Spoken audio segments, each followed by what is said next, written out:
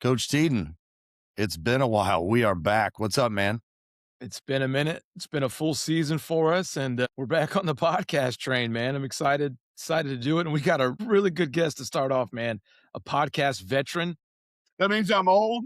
That means I'm old. No, that means you're it means you're vested. You're vested into the podcast game. So we appreciate that because you're a share, and we love guys that share and coaches that share. It's what we do and love. So excited to get into it.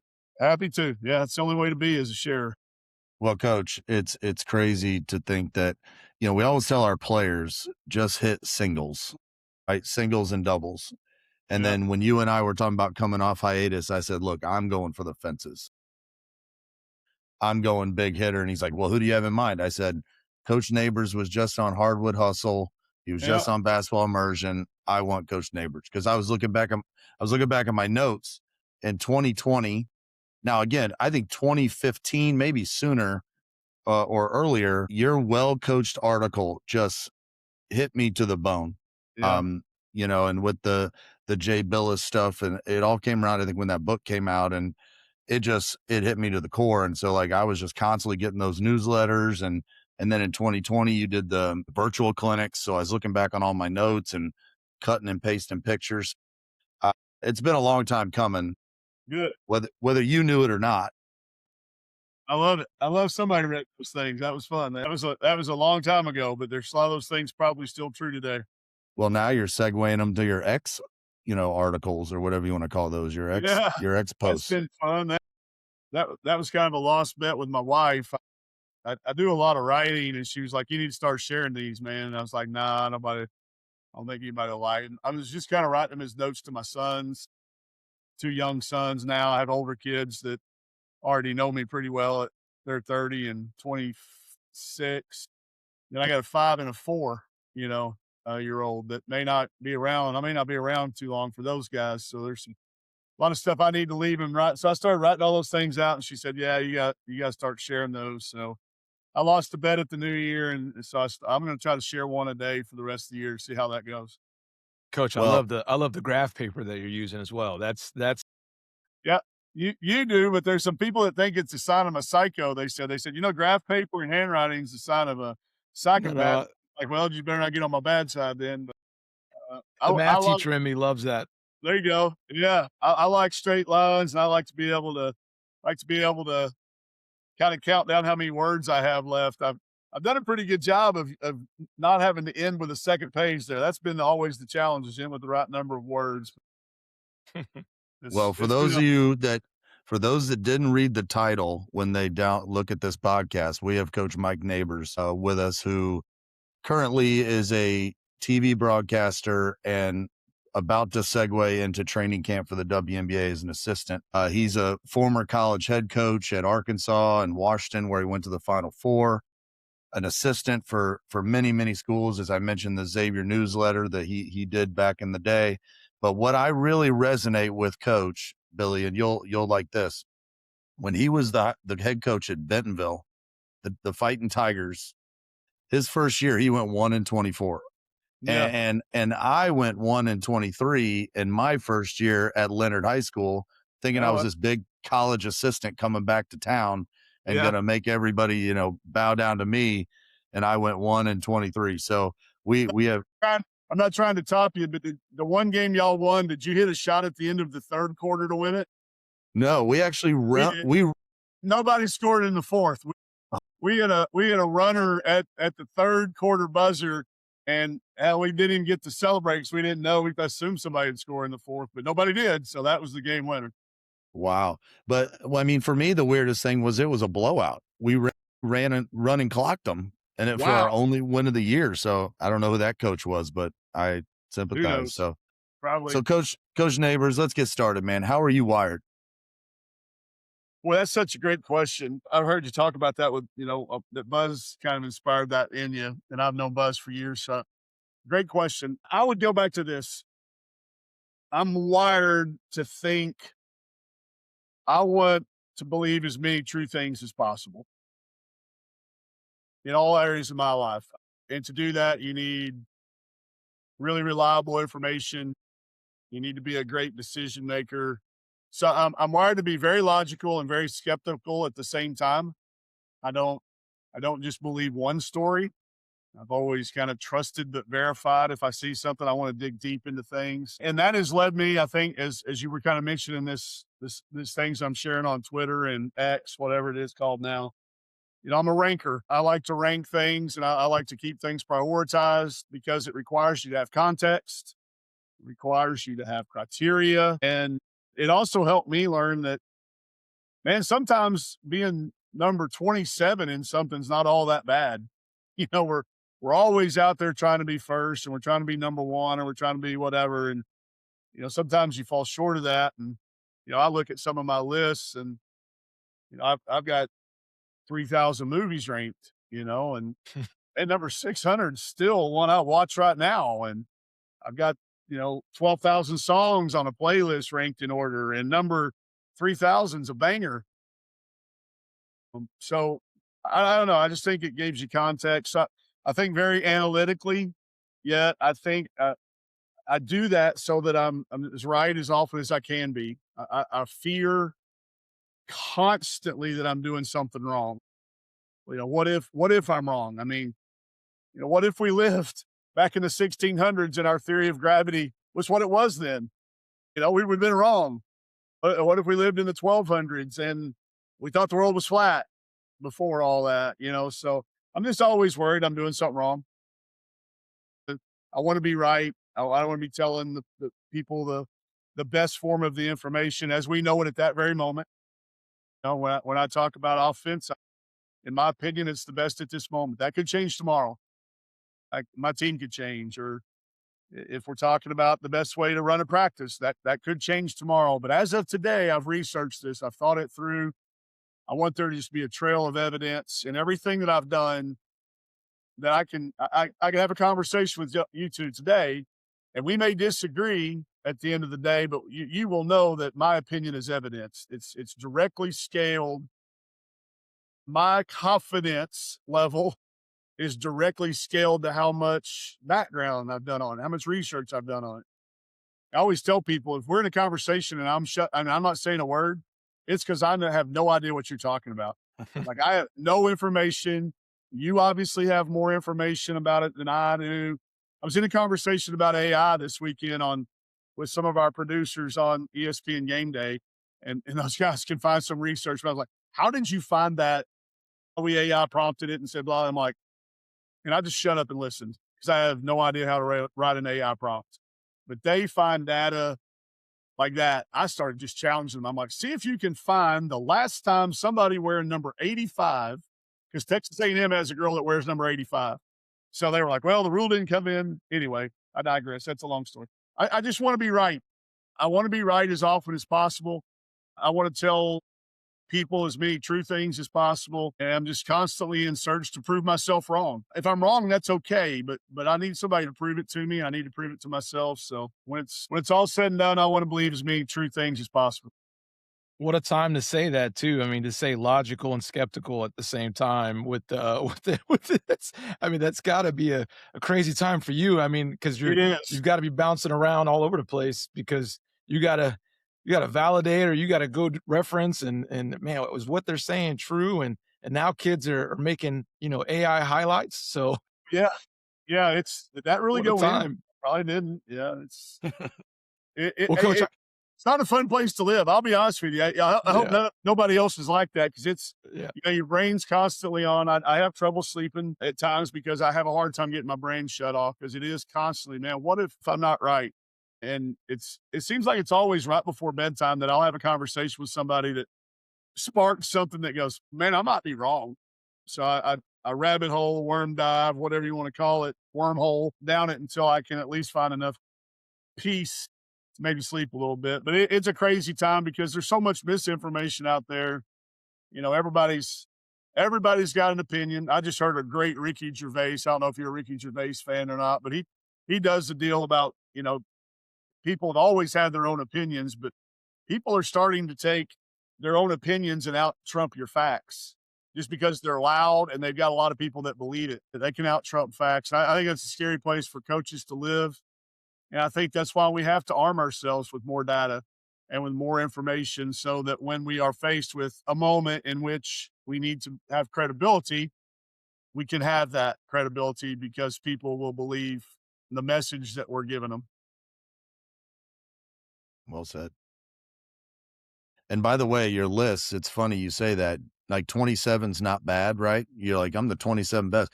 Try having kids on like an all-star team and Yeah. ranking them and see how that goes. And see if they're okay that they're number 27. Yeah, they're not going to be, but then you start, if you can.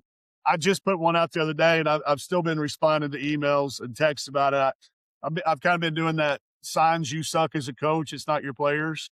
Yeah, I here's think your I've done sign. 3 of them, and one of them is that whole, if you have a rule that you won't talk about playing time. I had that early in my career. It was just, hey, we don't talk about playing time. Not doing it. Not going to talk about shot selection. Not doing it. And it's just such a cop out. I mean, that's the only thing that they really want to play, and they want to shoot. And I've come around to that. I think it's a sign that you're not prepared. It's a sign you don't know why you're not playing. You don't have an answer to give them. So I've been going back and forth with some coaches that took some umbrage to that comment that they might suck by having that rule. But I love a good debate. We've lost that with the internet. The internet, people just Google something and believe the first story they find. They don't dive any deeper than the first one that it hits. No background check. This is what Google says, or this is what Chat GTP says. I Chat GTP'd myself the other day just for fun. I said, let me see how accurate this is. So I put a couple of prompts in, and they were 0 for 10. They didn't get any of them right. So I'm not too convinced that Chat GTP is all it's made up to be. You got to be a little bit more specific in your prompt, but it didn't have my wife's name right. It didn't have my salary. It didn't have any. That was 0 for 10. Coach, so again, I'm going to reference the article that that I've just really loved forever. And the biggest one for me is well-coached teams don't leave trash on the bench. What can you give as your definition changed? Or what would you say? Would you say your teams are well-coached? How's that? Would you say your personal teams?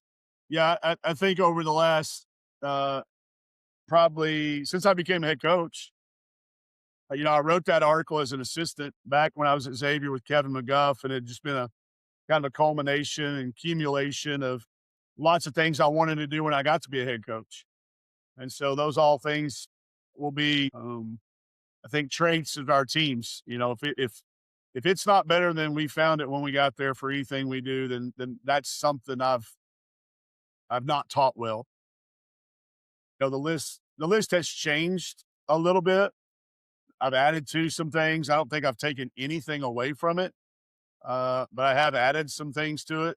You I'm trying to think of probably the most recent thing I've added. Uh, well, it has a lot to do with social media. I just don't think you just don't ever see teams that are very, very well coached with people that are too caught up in social media. Their players, their coaches, they're not. I mean, they may use it.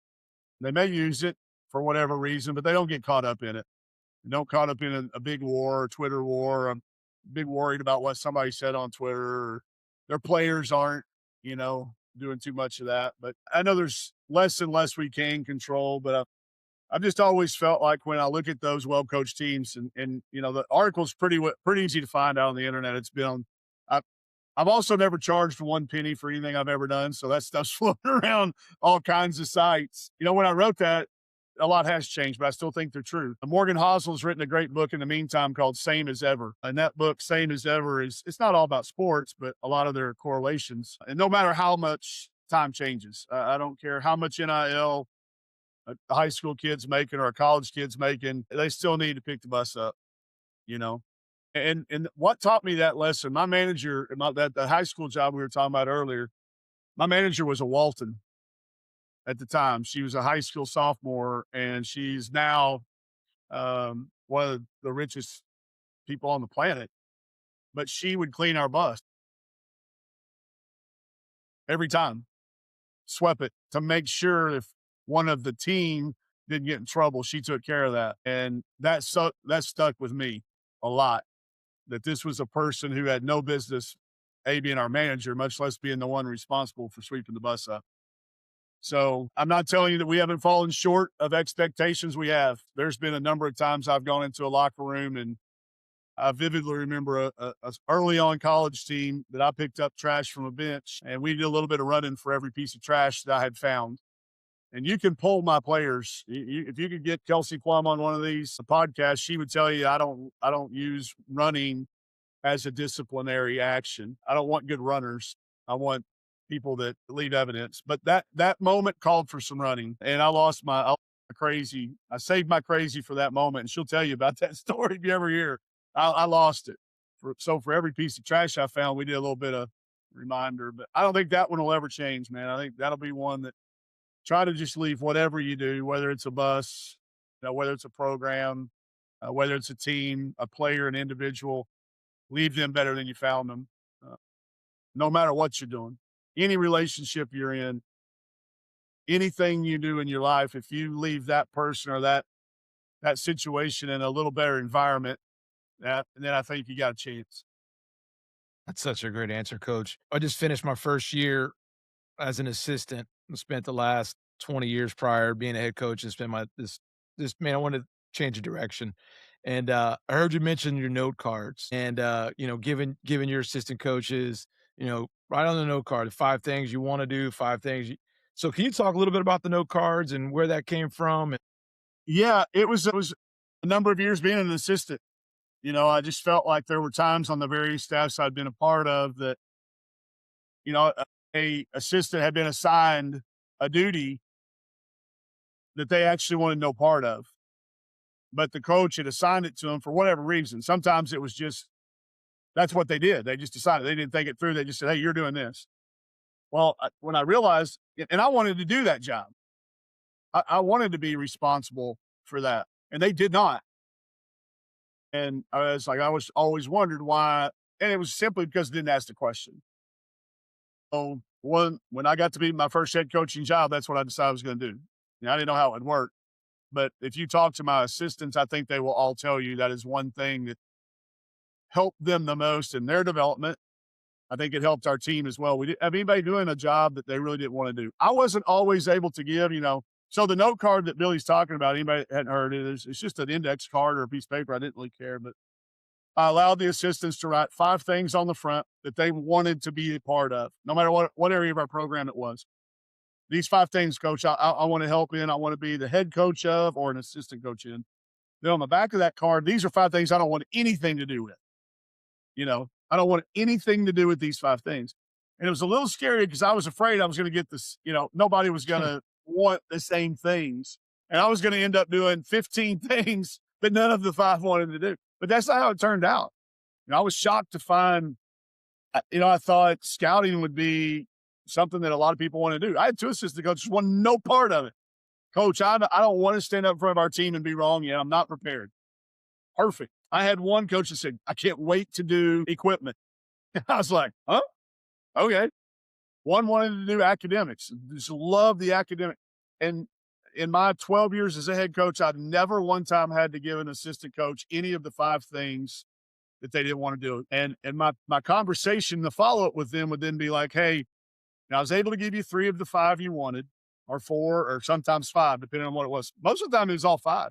It really was, but at least 3 or 4 or 5. And on the back, nothing you don't want to do.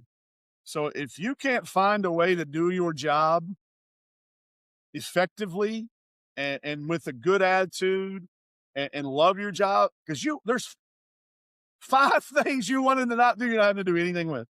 And just allowed us to have an understanding and relationship from the get-go that this is, and anytime I had, a tie, we had conversation about it. I think it opens up dialogue. But just asking great questions, the ability to ask a great question, I think would be the greatest gift I would ever give somebody. You mentioned Buzz Williams earlier. Buzz and I have become good friends over the last coming up on 10 years this June. And that is something he has instilled in me. He will hear me from time to time not ask the proper question. And I now look for people who ask great questions.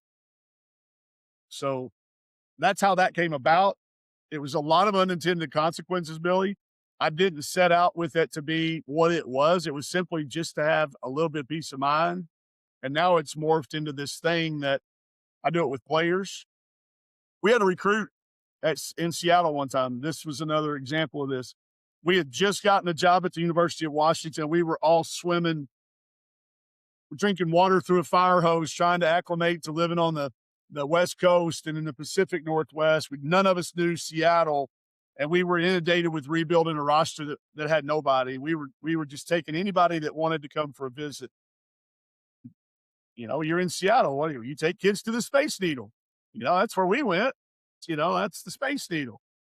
And we had a player out of the California area, and we're getting the Space Needle, going to go eat a $27 hamburger up on the restaurant that spins around. And we get on the elevator, and I turn around, and this poor girl is in the corner, just shaking. And I said, you okay? And she said, yeah, coach, I'm afraid of heights. And I looked at our recruiting coordinator, and I was like, good call. She committed to UCLA the next day.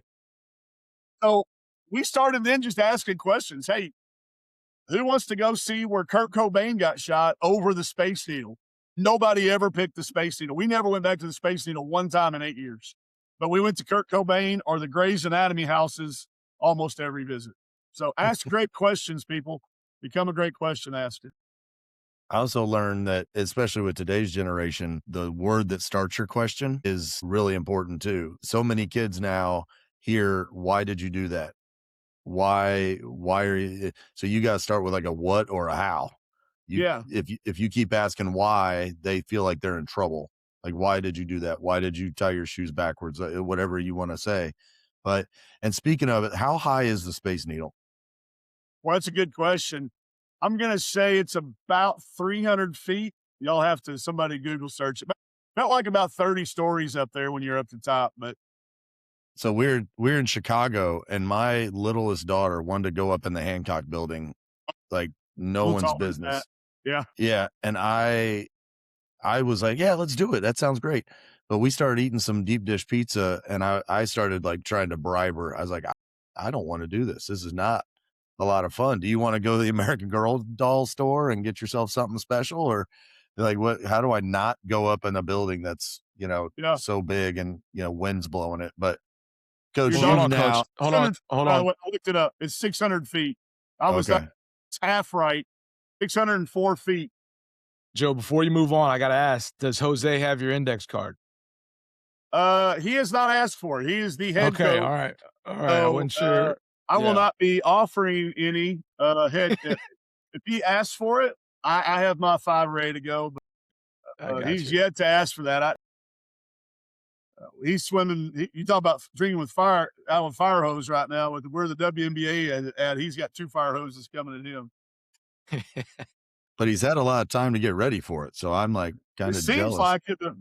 I mean, there's not knowing who your roster's going to be. kind of puts a damper on how much stuff you can really do right now. So I'm sure. So, coach, you've coached in many a program, assistant head, and I imagine during as often as you can, you're out looking at other programs and just taking in and learning. When you walk in that door, what is the first thing that you're kind of sticks out to you as a like a healthy organization or a healthy culture? Yeah. It's a timely question to ask, Joe, because the 4 and the 5-year-old I just mentioned, we just finished going to our 55th practice since we got home at the end of October. I have taken them to 55 different programs, men's, women's, college basketball, professional practices, a few high school practices. So we've been trying to learn as much as we can. I've been trying to expose them as much as they can. So I've been using my 5-year-old as a little bit of a test, and he can tell the difference in a good practice and a bad practice now. And I finally asked him what he'd been using to gauge his answer. And it's funny because his answer is the same as mine. He said he started asking, sorry for the long setup. I think it'll pay off. I think this long setup, not having anything to do from November till now has been Nugs. For 25 years, I've been coaching a team during this time of the year. So we went everywhere we could take them. And we win, and I wouldn't go unless they were okay with me bringing him. Well, the first sign was people that had a problem with him being with me. And there were a few. They're like, well, if you don't mind not bringing your son. And I was like, oh, okay. So I started putting them in one category. And then everybody else, Bill Self pitched wiffle ball to my two boys one day for an hour. An hour. And he loved every second of it. I had other coaches who are not going to be in the Hall of Fame on the first ballot, not let them in. So that was one. Access. Do they want you there? And when you're there, how do they treat you? From come talk to my team. Can you share an example? Can you come up and stay and talk to us as a staff afterward? What are you doing in the morning? Those people, teams win consistently. TJ Otzelberger, coach, how long can you stay? I'm going to get my staff in here. Let's talk about this thing. You said one thing I want to talk to you. Some of the top men's pro, the top women's pro. Courtney Bangard at North Carolina the other day had them out running dummy offense for them before they played Duke at home for their last game of the season. No coach.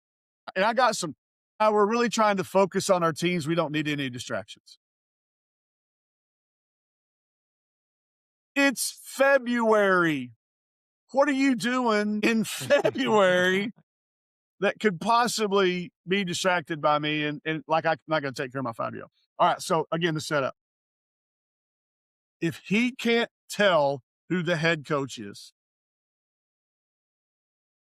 like when we're done, if he will say to me, Dad, who's the head coach? That means it was a good practice. The players were running it. The players were doing the talking. Whoever was in the building was teaching. There wasn't just one person dominating the practice. If there's one person dominating the practice, you don't have a team, you got a dictatorship. I don't think you can win that way consistently anymore. So if it's just you, if you're just a one coach, head coach, and you're doing all the talking and none of your players are talking, you still got a dictatorship. You don't have an autocracy. If you got multiple people with a voice that's good and being heard and is engaged and involved, and they don't have to be talking all the time, but at some point, and he's 5, guys. He's 5. But because he's been around the players he's been around his whole life and in the environments he's been around, like he's been in my practices enough to know that if somebody starts talking, you hold the ball. And I don't even require that. Like, it doesn't bother me. I don't mind a little bit of distraction because there's going to be chaos during the game, but he's picked up on that. I didn't tell him to do it, but he's picked up on it. He was going around the other day at this North Carolina practice, picking up cups and throwing them away. And Courtney said, did you tell him to do that? I said, not one time have I ever told him that he needs to go do that at the practice we're at. I've told him to leave it better than you found it. In other things that we do, racks the balls. Well, he's also like me too. Not only does he rack the ball, he racks the balls and put all the North Carolina logos all facing the exact same way, So I hope that was worth the setup was worth the payoff. Sure was. Do they allow access and do they invite input? Do they say, what did you, Scott Drew at Baylor brought us up, me and my wife, who's a coach, when they had just won a game by 30, he was like, man, what'd y'all see? And I've also learned that if you ask that question of somebody, so Joe, you, Billy, if y'all ever have somebody come in your practice and you say, hey, man, what'd you see? And they, oh, man, nothing. Y'all were great. I wouldn't trust them. Mm-hmm. I'd cross them off your list. You can still be friends with them. You can still hang out with them. But if all you ever get is positive feedback from somebody, those people really don't really care about you. Anybody that cares about you will have found something, and they don't mind sharing it with you. So I don't know if that's one thing or three things, but access, no idea who the coach is. And then they honestly, genuinely want you to tell them what you saw when you were in there. Awesome. And you can tell people, y'all have asked 4 questions I've never answered on a podcast, I don't think. Okay. Well, appreciate that. Maybe we'll hit you with some, Now, more. A lot of times kind of repeating some stories. I mean, on a tagline, I don't know what you these are some questions and some topics that we've never gone too deep in, especially the one about the practices. That's the first time I've shared that even remotely with anybody. No, I love that answer too. I mean, I started reflecting as you said that. I'm like, man, would someone come into our practice and ask who was the head coach? You know what I mean? Like, and I felt like we have good practices, but I'm thinking, man, would that have been said? You know, Yeah, and, and it's it may be a one-time thing. And don't get too caught up in that. Like, don't right. get too, there's gonna be that. And again, you have to understand my mind. I'm operating from the fact that I was told very early in my career to run my practices as if my mentor was going to walk into my practice at some point in time during the day, and I didn't know what 20 minutes they were going to be there. Would they know what we were doing, what I believed in, and stuff like that? So don't over reflect. Don't over reflect. No, yeah. I mean, I think we all strive to be that way. Yeah, Yeah, big picture. I think no doubt, Coach.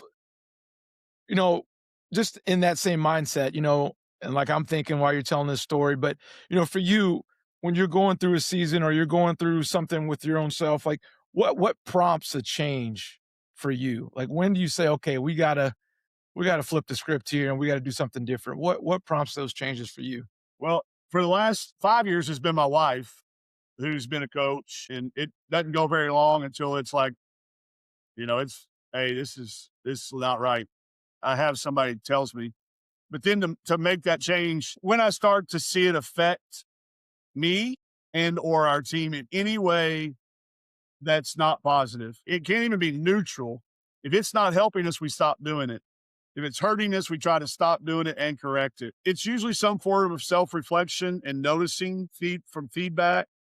I do ask questions a lot of our players, our staff. I invite people in to watch anybody that comes into our practices. We'll get a practice schedule for the day, a roster sheet of our players, and on that practice planner, 8 things that I've always judged our practices by, our 8 championship characteristics of a practice. And I asked them to grade us, circle if we did it or exit if we don't.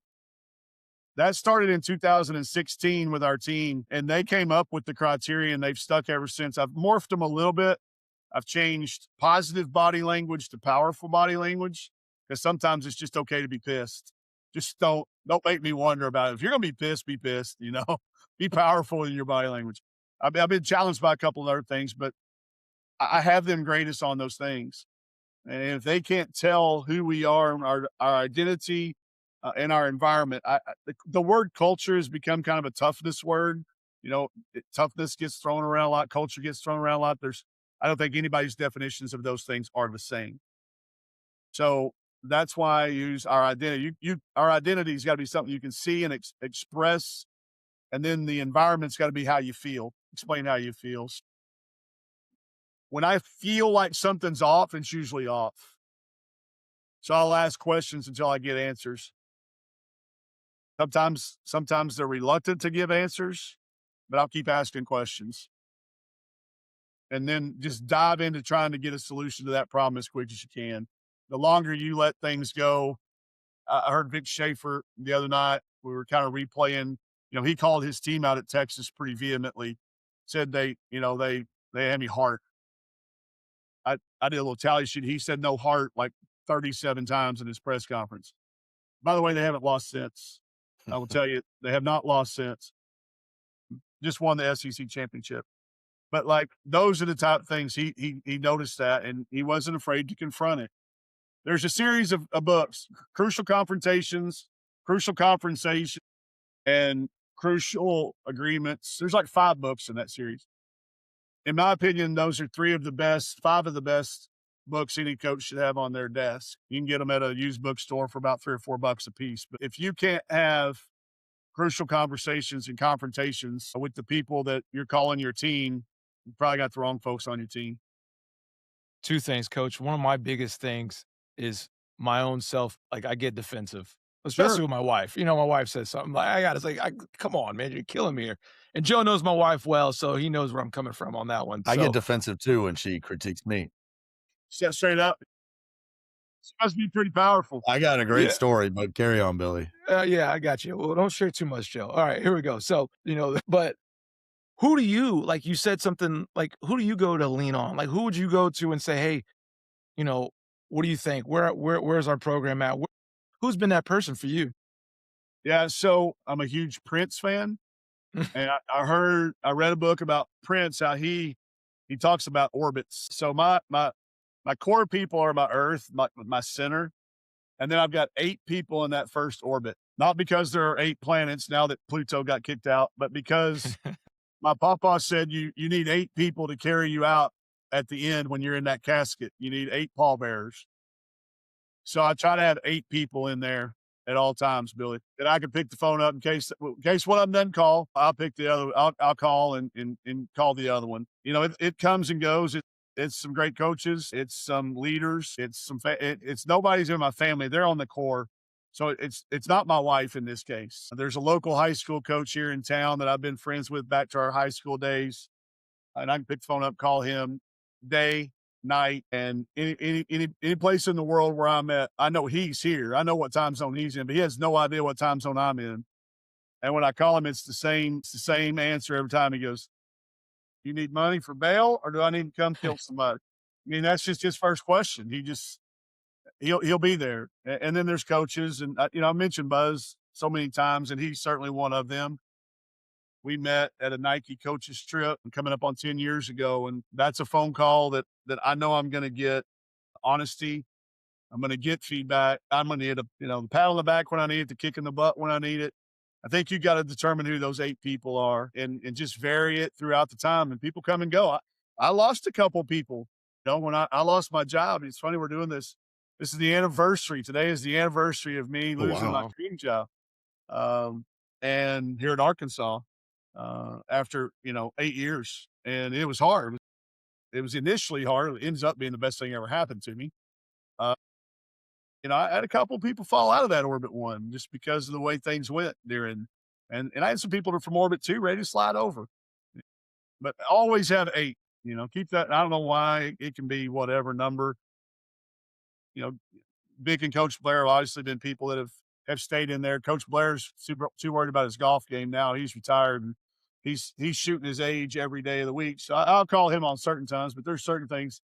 He wasn't around on this NIL world, so he's not going to help me. He doesn't know anything about it. So I try to keep 8 people in that group. It varies from high school coaches to Final Four legendary college coaches to people out in the business world. There's a musician in that group that I've been lucky enough to meet that if I said their name, you'd know them. But they deal with the same thing we do, with different things. So just find out whoever they are have to be. They don't have to be famous. They don't have to be successful necessarily. But I want somebody in there that's been through the trenches, man. I don't want somebody that's won every game of their life. I'm friends with Gino, but hell, he ain't going to help me. He's got no idea what I'm going through here. Was going through at Arkansas. I call him when I need something different, but I'm not calling him on those types of things. But figure out who will be honest with you, who'll give you feedback, who'll do it consistently, who's there when you need him most. Coach, I want to ask you, and I know it's been a while. You said you were what? Were you in your 20s or your 30s when you had your health scare? I was 29 when I had that first one. You Yeah, talking about my heart attack? yeah. So, 29. but you, to this day, from the outside looking in, whether it's, and maybe they do a good job on TV or you do a good job on podcasts or you do a good job with your writing, you seem to have terrific energy. And I guess my curiosity is, as a coach, that's always hard to come by, or it can be. What habits do you have or have you created for yourself to maintain your level of energy and Yeah. curiosity and all the things? Well, thanks for saying that first and foremost. I try to have that. I think there are times I worry that I don't have enough and I misuse it. It's kind of like time. You can either spend it or waste it, you know. or invest it. I find a lot of great joy in investing it. So I do try to have energy at the right times.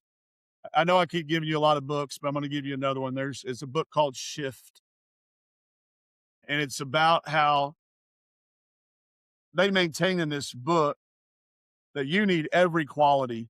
You need arrogance and humbleness equally to shift, but you got to know when to shift between those two. Okay.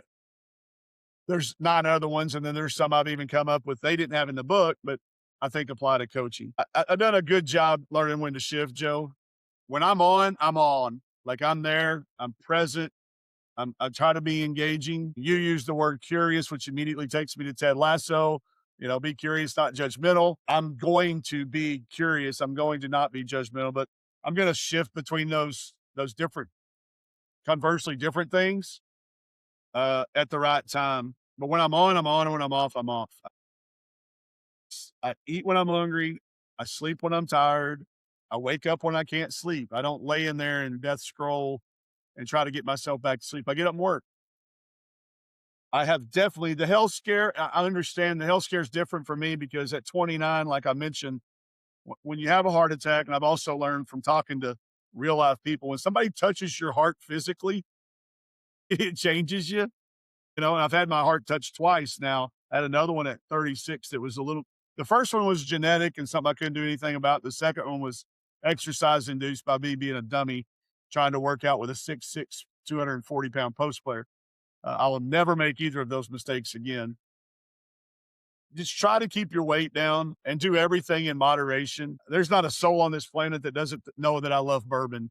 I have 3,500 bottles sitting right above us in a bar in my upstairs, which as soon as we're done, I'll probably go have one. But I won't have 10, and I won't do it on a day. I try to do everything in moderation. I try to do everything at the right time and in the right way. I'm not a health nut. I don't run. I don't lift weights. I had a doctor tell me try to keep your weight below 200 pounds and try to do as much as you can. Sleep when you're tired. More sleep, the better. I'm deep right now in a study about recovery and sleep. I'm worried that I'll have early onset dementia because I think I've crossed the threshold of that. They're pretty much linking some of that ability to sleep. So I went the other direction with it. I doubled down on that and said, you know what? When I die, my obituary is written. Whatever day I die on it, whatever age, there's a blank there and it says quadruple that. So let's say I die at 60, let's hope we don't, because that's a few years away. But if I die at 60, tell everybody I lived 240 years. There's going to be enough evidence of that. There's book after book over here to my left, stacked this high, of writings that I've left people, things that we've done together, things I've been able to experience with them. There'll be evidence that I have lived way more lives. I had a very wise pawpaw that I write about often on these Twitters. And he always said, if you live the same year over and over and over, don't expect to call it a life in the end. So my years have been drastically different. I don't ever say no to very many opportunities. If there's a chance to go to a game, we go. If there's a live show down at the JJ's and it's a country music, we go. If there's a ball game that we can take the boys to, we go. I'm probably not going to die a rich man because I try to spend as much money as I can on things that will be remembered with my kids and people I love. So another really long answer, I find energy in that. Like I'm tired. I got bags under my eyes that they don't show up on ESPN because they got great makeup people. But I look out here, I'm like going, man, I look way better on TV the other day. I was like, oh yeah, I don't have my makeup on. I'm going to be, I'm okay with that. I'm okay. And the people that are around me now, I've had a lot of people that tried to slow me down, and I think they've given up on that and just said, hey, let's try to be there. I stopped trying to find balance. I wrote about that in a Twitter article. Just find rhythm. This is a rhythm sport. Coaching is a rhythm thing. I think if people are, out there trying to find a balance in their life and their coaching or their career, they're going to suck at both. You're going to suck at both if you're trying to find. There's no excellence in balance. There's excellence in finding the rhythm of it and the rhythm of the people that can do it with you. It's a great answer. And I try to run, I try to do those things, and try to find those balance. And it's not always It's not always the easiest thing, but I hope it helps you, and if it helps you, man, keep doing it. yeah. But I like the idea, shift. I gotta shift. I gotta Gotta shift shift. into Yeah, read that yeah. book. It's got I thought I had it over in my shelf, but I think I gave it away. What hit me with that one was 2007 at Xavier. Gotten to where I decided I was gonna take a little bit better care of myself. I think I was trying to date somebody younger than me, probably is usually what was the case when that would happen. And I got our strength and conditioning coach to help me, and she wrote out this great warm up for us. And she was phenomenal. She wrote this very, very detailed, appropriate workout for me and how I should be eating. And she was a model of fitness, not a fitness model, but a model of fitness and health and nutrition. And I lived by every word that she gave me for a better part of 4 months. And she had just gotten engaged to be married and got hit by a drunk driver Oh, and died.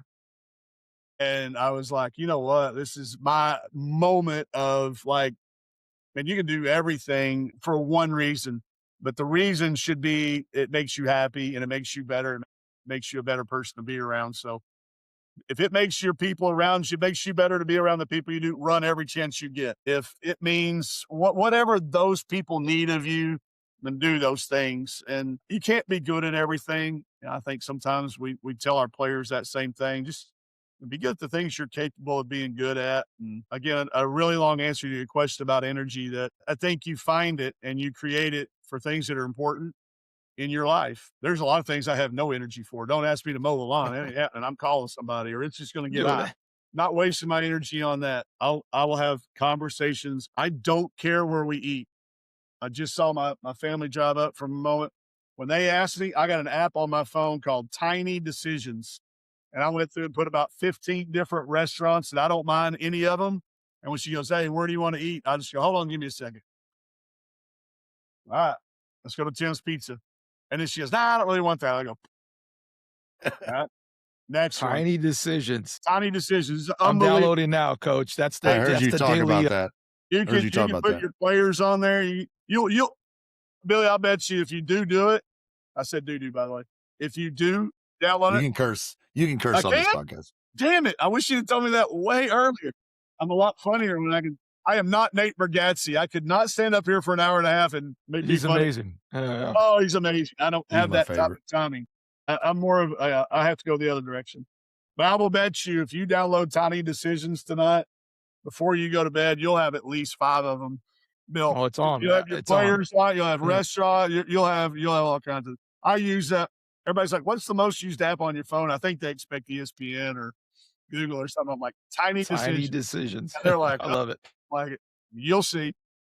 Coach, Well, you've been Coach. amazing. We're gonna wrap up here soon. I got a couple Okay. rapid fire. I But got. before that, I put an hour aside for you, so if y'all don't have to get off here anytime soon. no, you've been awesome, man. Like we get long winded, we're losing. We're in trouble. But So, Coach, you have the collection. It was the pencils, the NFL pencils. they're upstairs. My gosh, oh man, that's the best. I saw that. I'm like, oh my gosh, so many Still in the wrap? memories rushed my head of collecting those. And as a lifelong Bucks fan, that was Okay. I got the Bucks pencils a lot. Like that was an easy one to Great get. colors, man. Great colors. Great colors, but yeah, it was hard to get the Niners and the Cowboys. Couldn't get those. I've still got the original orange head to toe sweatsuit out of the JCPenney catalog. I think I got it when I was 11, like John McKay, like early days, man. I love that. The creamsicle. Yes. Oh, God, I thought they were the best. Then they went pewter. When they added the pewter to the color scheme, I was like, man, you got me. Just take my money. Anyway, Sorry, go Yeah. back. You were talking about the pencil collection. No, I was just saying, I just love that. Like when I saw that, I'm like, oh, man, that's something I want in my collection. That's for sure. All right. Find them, they are not cheap. Let me warn you. They're not. No, I looked it up when I saw it. And I'm like, oh my gosh. They're, if somebody's got one that's unopened and like factory sealed, it's probably at least $100. Crazy. Dang. Yeah, I've seen them for more than that.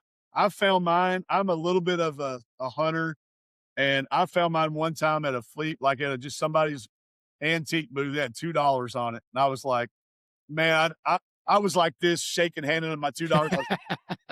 I hope they don't realize that this is really worth more than $2. But I've still got a Nerf ball that's still in the box. It's pristine, a Nerf basketball that one of these days I'm going to bust out with my kids and we'll get it. But yeah, those are those memories I talk about.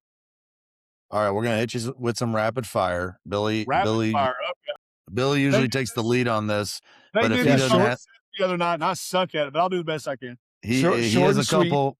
He has a couple, but I might want to throw a couple in too once he gets through. I'm ready. So Go you ahead, want me Billy. to give a short answer, or y'all are going to rapid fire me the questions? He's going to hit you with a question.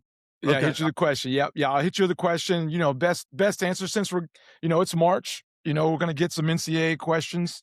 Okay. Put you on the spot a little bit. Okay. Okay. All right. So, past, present, whatever you want to say. Toughest player you've seen in person? Michael Jordan. Michael Jordan. I love that answer. I was not expecting that. Love that answer. Yeah, in person. So how many times did you get to see him in person? Three that I was close enough to feel like it was in person, and not counting games. Gotcha. And then Kobe would be second. I got to work Kobe out one time at a clinic. That's a longer story, but he was our demo guy. I bet he went hard. Okay. All right. Most underrated women's coach that many people don't talk about, but you just respect the mess out of them. Christy Curry at Alabama. I just said it on TV the other night. Somebody was asking me that exact question. She's been to a championship game, a Final Four, and I guarantee you'll win a bar bet on that one. Nobody will. When they name coaches that are still alive that have been to a Final Four, I guarantee everybody will leave me out and Christy Curry. Love that answer. Okay, so now, same thing, women's game. Who's your Final Four? This year, the number one seeds, it's going to be chalk. South Carolina, UCLA, Texas, and UConn. Same with the men's. What do you think? I mean, I haven't followed the men's close enough yet. I'm getting ready to dive into that tonight. I just found out I'm going to be responsible for the selection show on Sunday night for SEC Network, and I'm going to be in there talking about the men's game too. So I got a lot of studying to do. I haven't followed the men's close enough, but I'm going to tell you something right now. Do not count out the Arkansas Razorbacks and John Calipari. Those guys, as cats can go. And he's talented. He's getting them healthy. They got a decent seed. I don't know how they'll do in the SEC tournament, but I would not count them. Is Arizona, Michigan? Probably Florida. Duke. What? Arkansas had Duke. Florida beat. I don't know. I mean, Florida smoked them, but I don't know. We'll see. I wouldn't be as confident. I'm not very confident staying on the men's side. Yeah, Darius Acuff, got to see him in person last year. That guy's amazing. He's the real deal. Here's what I would say, and again, it doesn't always translate.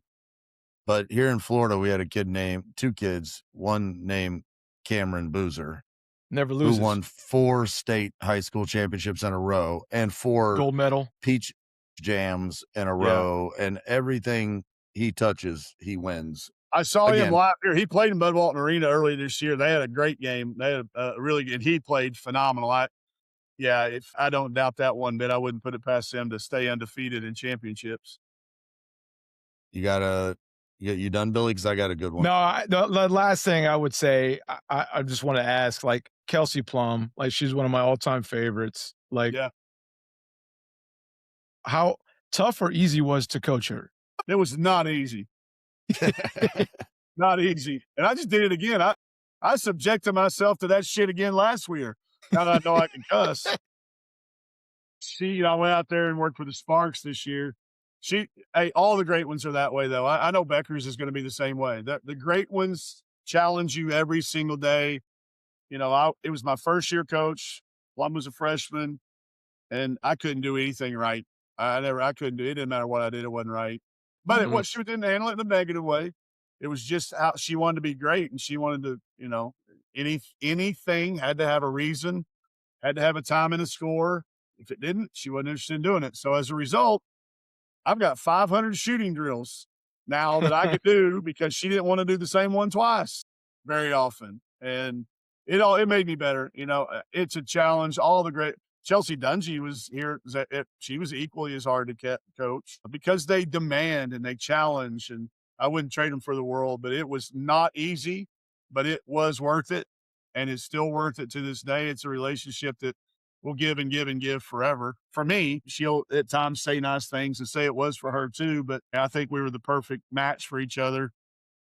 There's y'all may or may not have seen the clip of me giving her the clipboard. If people haven't seen it, you can Google Plum Neighbors clipboard. And it was a moment in a game when she was trying to communicate with me during a live ball, which I have a rule against because it loses focus. We could do an hour on losing focus, but I said, just tell me during the timeout. So she ran down, made a couple plays. We came out, I shoved the board in her face. I didn't know this got caught on camera. Y'all can Google it when you're done. She takes the board and she draws it up, and we make a couple of eye contacts. We have a little short moment and turn around and walk back to the tunnel. And on the way out, she kind of gives me a little attaboy pat on the ass. Like, here we go, coach. Like, like if I'd have done that to her, I'd gotten fired, but the other way around was okay. Yeah. It was a cool moment. But those anybody that's great is going to be hard to coach. And it kind of worries me sometimes with somebody that's easy to coach. Cause I'm like, now that I know what I know, why is this person so easy to coach? Do they really not care? Or or what? It's usually almost a little bit of a red flag to me if they're too easy to coach. All right. Last one, coach. Mulkey or Staley? What are we talking about? Give me Who some do you want? context, give me some criteria. I was just seeing what kind of reaction we'd get. I mean, I'm I not don't want ever to say going to answer. Hey, I'm the guy. Just so you know, I'll give you a little bit. If you and I are ever in a coin flip on something, and they say heads or tails, I say neither, and they're like, "What?" I'm like, "Neither one," and they're like, "What do you mean?" I said, "It's going to land on its side," and they're like, "That ain't never happened." It does happen. It happens like 1 in 7 million flips. And I'm like, you know what? I'm going to be, by the way, if we're flipping a coin over something, the outcome really don't matter. No how. Like if we're going to settle this with a coin flip, the outcome's really kind of irrelevant. So, but that one time, I'm waiting for that one time when I go neither, and it happens. I'm going to be legendary. legendary. I'm going to be Legendary. legendary. So anyway, all right, give me. It's a great question. So I'm not trying to dismiss your question. Are we playing a game? Are we having a dress off? There's no answer, coach. You can say backyard brawl, you can say dress off, Yeah. you can say X's and No, O's, you can say recruiting. Yeah, there's here's no how I answer to answer that. it. They are number 2 and number 3 right now on active coaches, greatest coaches on the planet. Gino has established himself in a land that nobody else will ever touch or has touched.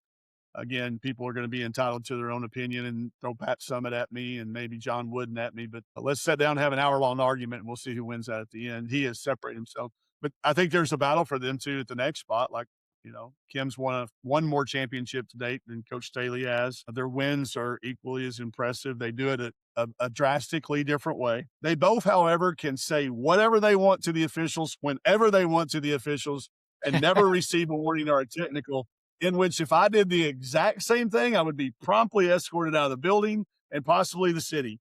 So I've just understood that they have built up enough credibility to be able to. They coach their teams in drastically different ways. They're completely opposites in their preparations. I've watched them both, but I think it's a great example. 2 good ones to pick from. There are so many ways to win at this game. I've watched them. I watched them day before yesterday actually play each other, and I saw their shoot around. And if you would have said based on their shoot around, how's this going to go? You might be surprised sometimes. There's so many different ways to win the game of basketball. And those are 2 that are 2 of the greatest to ever do it. I would have to have a very deeply stated criteria before I would ever choose one of them over another. So, Well, it's funny you talk about different ways to skin the cat. I've heard at least 2 or 3 stories in the last week about teams that pretty much haven't practiced going into one of the biggest games of the year. yeah, we And did. they end up, I know you said February, it's obviously February, March, but they're like, we're so sick right now. We didn't practice. And then we went in there and we beat this team or that team, Hayes in the barn. But obviously sometimes we prioritize things that we kind of don't need to prioritize. But Our final 14 practiced 15 to 20 minutes a day from the middle of early February on, 30 minutes max practice. I mean, there was some extra shooting, there was some extra film sessions, but we were so, like you said, we were playing 7 kids. I had one player who was limited in her minutes. I had a trainer say, "Coach, she can only play this number of minutes." I said, "Well, how'd you arrive at that number?" It was just completely random anyway. And I said, okay, let me ask you this. Over the course of this week, how many minutes can she be active? And they're like, well, what do you mean? I said, well, you didn't give me any practice really restrictions. She said, I said, what do I have to do to have her for 80 minutes a week? And they said, well, she should be good for 80 minutes a week. I said, okay, how about 120? 120. So I'd practice her for 40 and I'd play her for 80, and we found our ways around it. So we were at literally in this Elite Eight game getting ready to play Stanford. We were on the floor. There's a lot of media out there and they were asking questions and I was talking to them. I didn't say one word during this practice. And they were like, do you not need to go start? I'm like, we're done. We were done 15 minutes ago. And like, well, you didn't go out there. I said, you think we're not going to throw it to Plum a whole bunch tomorrow night? I mean, do we really need to scout? Do we really need to go over what Stanford's going to do? We've played them 3 times this year. So I don't know. I think there's so much ritual in coaching and we've seen somebody do it. I call it the curse of the clinic. It's not my word. Somebody else came up with it. We go to a clinic and we hear the people they invite to clinics are usually the most successful coaches. They don't invite 1 in 24 coaches. I didn't get invited to one clinic that year to speak when I was 1 in 24. But the year after the Final Four, I could have had my pick. So I think we get caught up in doing things ritualistically and not what's necessarily best for our team. And you have to be brave and you have to have a great relationship with your administration and your bosses. I was luckily so young and dumb and naive enough that I didn't know that it would have been a problem that we weren't on the floor, X number of minutes heading into the stretch run of what would end up being a Final Four. But we didn't practice. We didn't practice hardly at all from February on. We did a lot of film. We did a lot of recovery. Spent a lot of time together. I always have said I felt like we had the healthiest team, happiest team in America that year. Other than it didn't matter. UConn that was Breonna Stewart's senior year. She was on her way to her 4th national championship and her 4th MVP. There ain't nobody beating those guys. Coach Ariema told me that too. I called him the week before we left, or not the week, but on the way to Indianapolis to get some advice. I said, Coach, I need you to be honest with me because it's obviously my first Final Four and I want to do it right. And he said, do you really want to do it right? I said, yes, sir, I do. And he said, then you will enjoy every second of this. Go to every luncheon, sign every autograph, go to the speedway, let every girl take a lap in the car around it. I don't care if they're up to midnight. Do everything you possibly can because we're going to kick everybody's ass. And you know what? And he did. And it was like the greatest thing I'd ever been shared was it don't matter. You can put them in curfew. Y'all can do everything right. And you're not going to win another game, man.